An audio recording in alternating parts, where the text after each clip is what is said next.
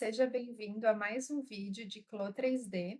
Eu sou a Monique Micos, designer de moda, e aproveita e já se inscreve nesse canal, que eu trago muitas dicas de como usar esse software. Agora a gente vai ver como que eu posso fazer um videozinho desse meu look fazendo um giro 360.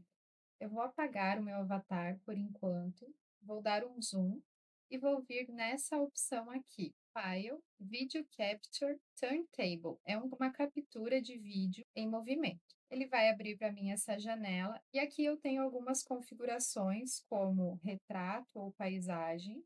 Aqui o meu eixo de rotação eu vou deixar automático e se eu quero no sentido horário ou anti-horário. Aqui também eu posso colocar a duração desse vídeo, eu vou colocar 4 segundos e vou vir nessa parte aqui e dou um gravar. Ele vai fazer automático para mim esse giro. E agora aqui nessa janela eu consigo dar um play e ver como que ficou. Então eu posso salvar esse vídeo ou cancelar e fazer novamente, caso eu queira mais rápido ou um pouco mais devagar. Lembrando que essa é uma captura somente da minha janela 2D.